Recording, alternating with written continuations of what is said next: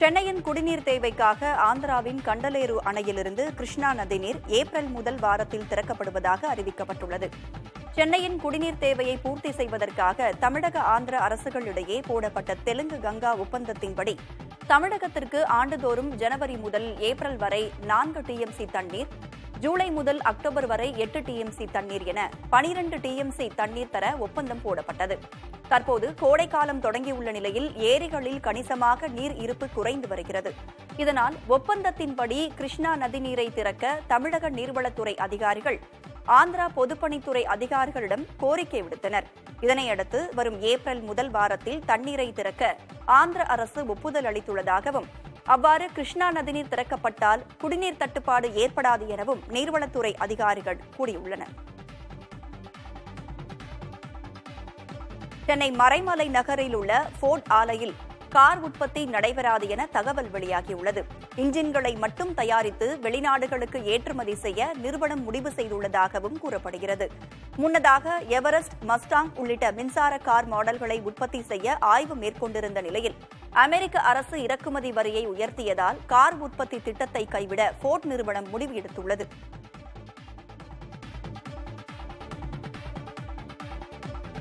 திண்டிவனம் திருவண்ணாமலை ரயில் பாதை திட்டத்திற்கான நில எடுப்பு பணியை விரைவுபடுத்த தமிழக அரசுக்கு பாஜக வலியுறுத்தியுள்ளது.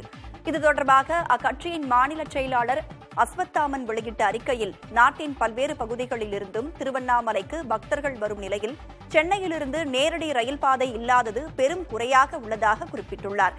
திமுக அரசு நில எடுப்பு பணியை தொடங்காததால் திட்டம் கிடப்பில் இருப்பதாக குற்றஞ்சாட்டியுள்ள அவர் பணிகளை துரிதப்படுத்த வேண்டும் என வலியுறுத்தியுள்ளார்.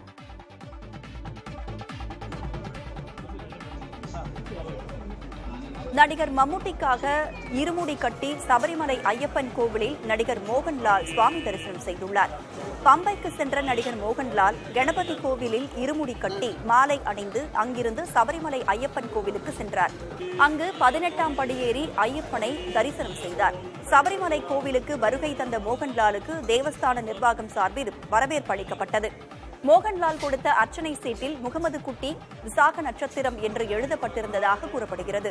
மோகன்லால் தனது நண்பரும் நடிகருமான மம்முட்டி நல்ல உடல் ஆரோக்கியத்துடன் வாழ வேண்டி அவரது இயற்பெயரான முகமது குட்டி என்ற பெயரில் அர்ச்சனை செய்து ஐயப்பனை தரிசித்து பிரசாதம் பெற்றுக் கொண்டதாக கூறப்படுகிறது. மம்முட்டி புற்றுநோயால் பாதிக்கப்பட்டிருப்பதாகவும் இதனால் படப்பிடிப்பில் பங்கேற்கவில்லை என்றும் சமீபத்தில் தகவல்கள் பரவின. ஆனால் இதனை மறுத்த படக்குழுவினர் அவர் ரமலான் நோன்பு காரணமாக விடுமுறையில் உள்ளதாக விளக்கமளித்திருந்தது குறிப்பிடத்தக்கது.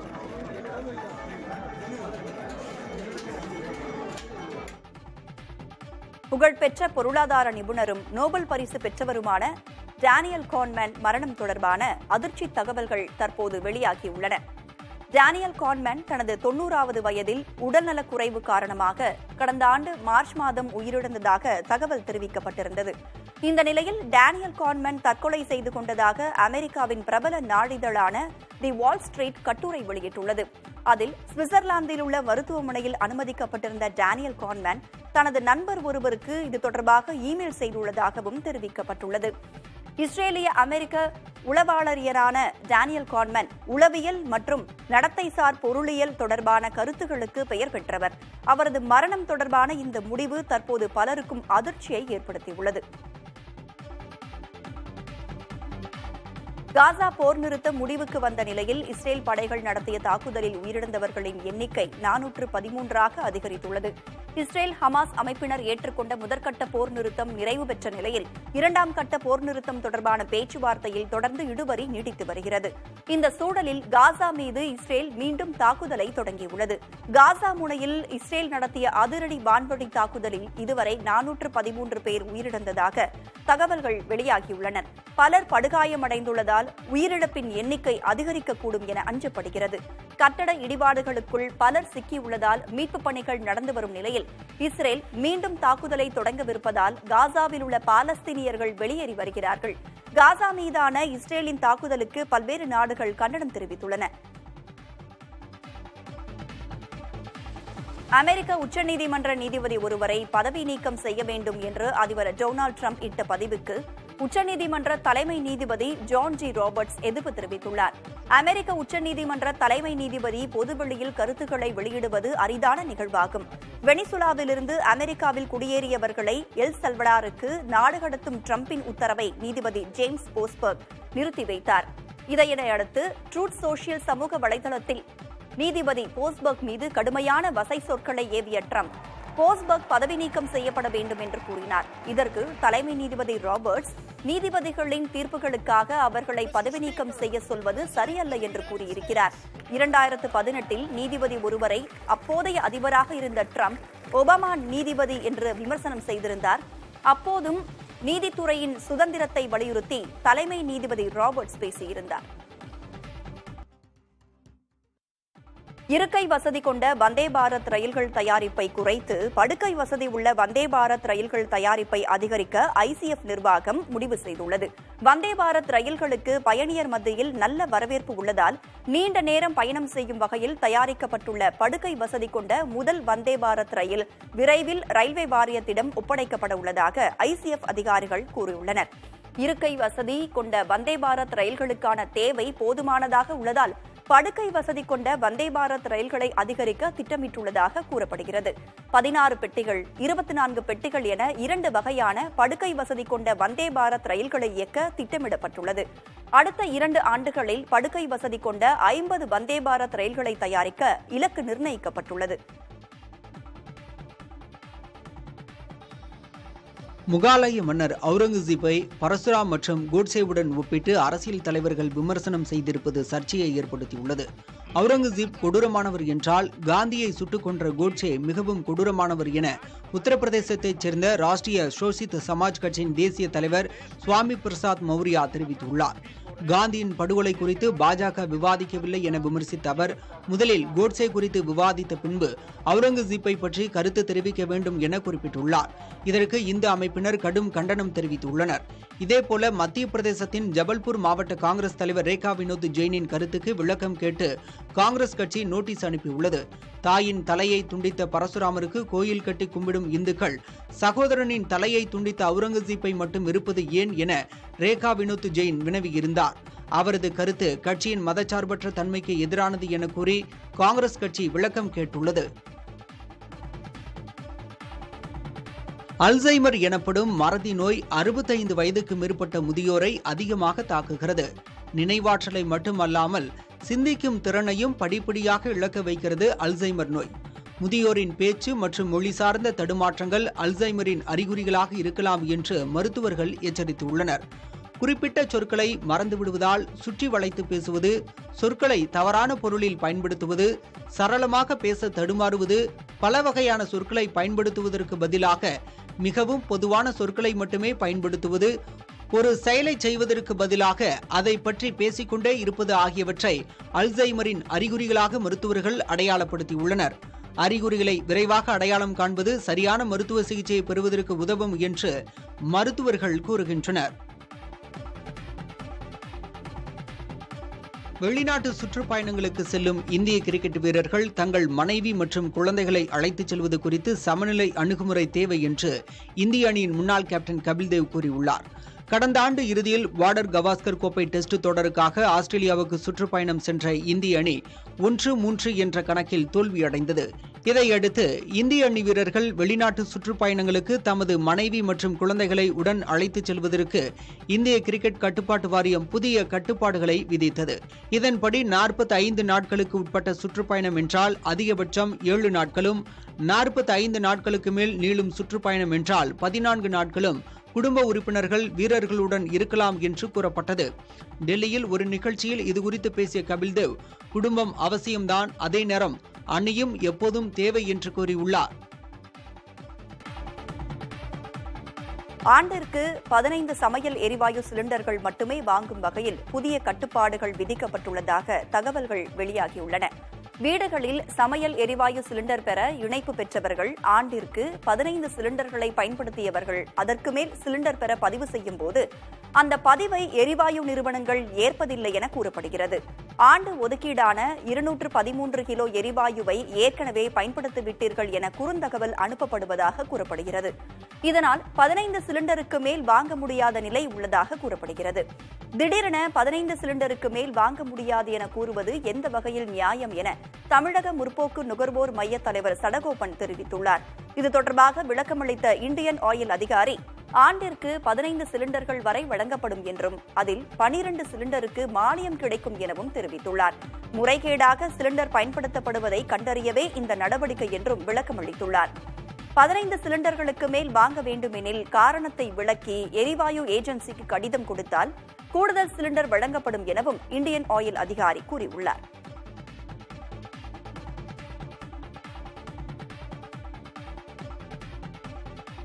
சென்னையில் வளர்ப்பு நாய்களை பொது இடங்களில் அழைத்து வரும்போது வாய்மூடி அணிவிக்காவிட்டால் 1000 ரூபாய்க்கு மேல் அபராதம் விதிக்கப்படுவதாக தகவல் வெளியாகி உள்ளது. இந்த நிலையில் தற்போதைக்கு இது தொடர்பாக எந்த முடிவும் எடுக்கவில்லை என மாநகராட்சி கூறியுள்ளது. சென்னையில் வளர்ப்பு நாய்கள் மற்றும் தெரு நாய்களால் பொதுமக்கள் பாதிக்கப்படும் சம்பவங்கள் தொடர்கதையாகி வரும் நிலையில் வளர்ப்பு நாய் வைத்திருப்பவர்களுக்கான விதிமுறைகளை மாநகராட்சி கடுமையாக்கியுள்ளது.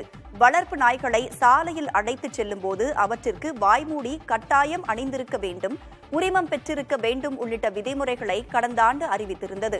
இந்த நிலையில் நாய்களுக்கு வாய்மூடி அணிவிக்காவிட்டால் 1000 ரூபாய்க்கு மேல் அபராதம் விதிக்கப்பட உள்ளதாக தகவல் வெளியாகியுள்ளது. ஆனால் அது குறித்து தற்போதைக்கு எந்த முடிவும் எடுக்கவில்லை என மாநகராட்சி நிர்வாகம் கூறியுள்ளது. பொது இடங்களுக்கு அழைத்து வரும்போது மூர்க்கத்தனமாக இருக்கும் நாய் வகைகளுக்கு மட்டுமே வாய்மூடி அணிவிக்க வேண்டும் என்ற விதியை கொண்டுவர உள்ளதாக மாநகராட்சி தெரிவித்துள்ளது. மேலும் நாய்களுக்கு பாதிப்பு ஏற்படாத வகையில் வாய்மூடி இருக்க வேண்டும் எனவும் அறிவுறுத்தப்பட்டுள்ளது. உலகின் மிகவும் மாசடைந்த முதல் 10 நகரங்களில் இந்தியாவைச் சேர்ந்த 5 நகரங்கள் இடம்பெற்றுள்ளது அதிர்ச்சியை ஏற்படுத்தியுள்ளது. 138 நாடுகளில் நடத்தப்பட்ட ஆய்வில் 126 நகரங்களில் ஐநாவின் நிர்ணயிக்கப்பட்ட அளவை தாண்டி காற்று மாசு ஏற்பட்டுள்ளது தெரியவந்துள்ளது. ஐக்யூ ஏர் என்ற அமைப்பு வெளியிட்டுள்ள பட்டியலில் அசாம் மேகாலயா எல்லையில் உள்ள பைர்னிகாட் நகரம் முதலிடத்தில் உள்ளது. தலைநகர் டெல்லி, முல்லன்பூர், ஃபரிதாபாத், லோனி, புதுடெல்லி ஆகிய நகரங்களும் இந்த பட்டியலில் இடம்பெற்றுள்ளன. இந்தியாவில் 20 நகரங்களில் எடுக்கப்பட்ட ஆய்வில் 13 நகரங்களில் காற்று மாசு அதிக அளவில் இருப்பதாக புள்ளி விவரங்கள் தெரிவிக்கின்றன. இது தவிர பாகிஸ்தானின் லாகூர், கஜகஸ்தானின் கரகண்டா உள்ளிட்டவையும் மாசடைந்த நகரங்களாக கணிக்கப்பட்டுள்ளன. திருச்சி மாவட்டம் மணப்பாறை நகராட்சியில் ஒரே நாளில் 14 பேர் நாய்க்கடியால் பாதிக்கப்பட்டு மருத்துவமனையில் அனுமதிக்கப்பட்டுள்ளனர். மஸ்தான் தெரு, காந்தி நகர், மணப்பாறைப்பட்டி, ராஜீவ் நகர் உள்ளிட்ட பகுதிகளில் அடுத்தடுத்து 14 பேரை நாய்கள் கடித்துள்ளன. அவர்கள் அனைவரும் மணப்பாறை அரசு மருத்துவமனையில் சிகிச்சை பெற்றுள்ளனர். மஸ்தான் தெருவில் மட்டும் 9 பேரை நாய்கள் கடித்துள்ளன. தொடர்ந்து பொதுமக்கள் நாய்க்கடியால் பாதிக்கப்பட்டு வருவதால் நகராட்சி நிர்வாகம் நடவடிக்கை எடுக்க கோரிக்கை எழுந்துள்ளது.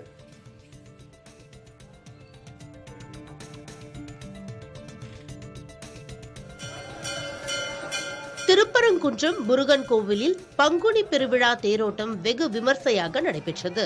முன்னதாக உற்சவர் சன்னதியில் முருகன் தெய்வ யானைக்கு 16 வகை பொருட்களை கொண்டு சிறப்பு அபிஷேக ஆராதனை நடைபெற்றது. இதையடுத்து நடைபெற்ற தேரோட்டத்தில் ஆயிரக்கணக்கான பக்தர்கள் கலந்து கொண்டு அரோகரா கோஷம் எழுப்பி தேரை வடம் பிடித்து இழுத்து வழிபட்டனர். கிரிவல பாதையில் மக்கள் வெள்ளத்தில் அசைந்தாடியபடி தேர் சென்றது.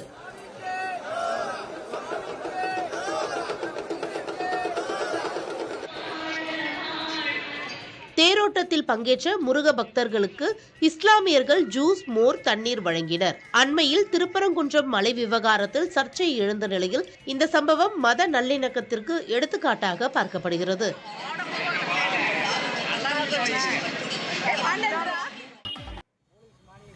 ஆத்தூரிலிருந்து கோபாலபுரம் நோக்கி சென்ற நகர பேருந்து பாதி வழியில் நின்றதால் பேருந்தை பயணிகள் தள்ளி கொண்டு சென்றனர். உத்தரகவுண்டன்பாளையம் பேருந்து நிறுத்தம் பகுதியில் பழுதாகி நின்ற பேருந்தால் போக்குவரத்து நெரிசல் ஏற்பட்டதோடு பயணிகளும் சிரமத்திற்கு ஆளாகினர்.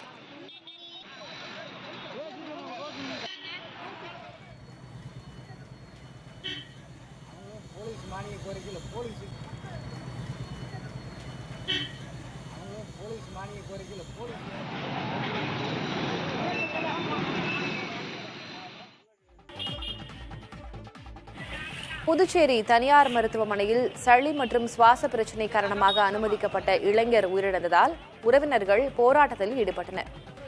பனித்திட்டு மீனவ கிராமத்தைச் சேர்ந்த 26 வயதான இளைஞர் மதினேஷ் சளி மற்றும் சுவாச பிரச்சினை காரணமாக தனியார் மருத்துவமனையில் அனுமதிக்கப்பட்டார். அவரது உடல்நிலை மிகவும் மோசமானதால் ஜிப்மர் மருத்துவமனைக்கு அழைத்துச் செல்ல மருத்துவர்கள் அறிவுறுத்தியதாக கூறப்படுகிறது. அதற்கான ஏற்பாடுகளை உறவினர்கள் செய்வதற்குள் மதினேஷ் உயிரிழந்ததாக மருத்துவர்கள் தெரிவித்தனர். தனியார் மருத்துவமனை முறையான சிகிச்சை அளிக்கவில்லை என கூறி மதினேஷின் உறவினர்கள் புதுச்சேரி கடலூர் சாலையில் மறியலில் ஈடுபட்டனர். இதனால் அப்பகுதியில் போக்குவரத்து பாதிக்கப்பட்டது.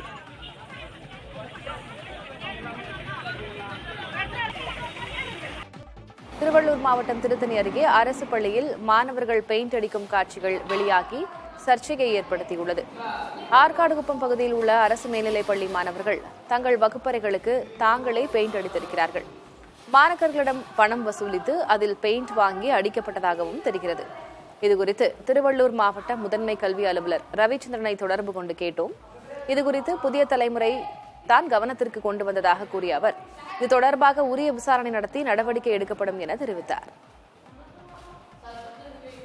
குடியாத்தம் பகுதியை அடுத்த வேப்பூரில் 10,000 ரூபாய் லஞ்சம் பெற்றதாக கிராம நிர்வாக அலுவலர் கைது செய்யப்பட்டார். பட்டா மாறுதலுக்காக அணுகிய போது கிராம நிர்வாக அலுவலர் கோபி லஞ்சம் கேட்டதால் லஞ்ச ஒழிப்புத்துறையில் நிஜாமுதீன் என்பவர் புகார் அளித்தார்.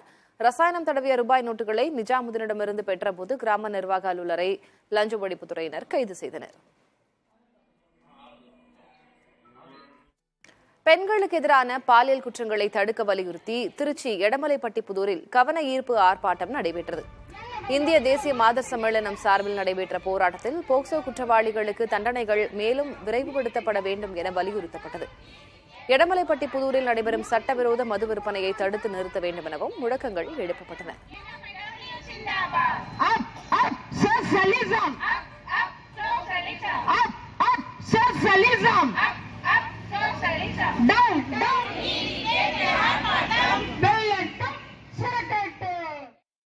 ராமநாதபுரம் மாவட்டம் ராஜசிங்கமங்கலம் அருகே உள்ள காவானூரில் 174 ஆண்டுகள் பழமையான 2ஆம் முத்துராமலிங்க சேதுபதி காலத்தைச் சேர்ந்த கல்வெட்டு ஒன்று ஆய்வாளர்களால் கண்டெடுக்கப்பட்டுள்ளது.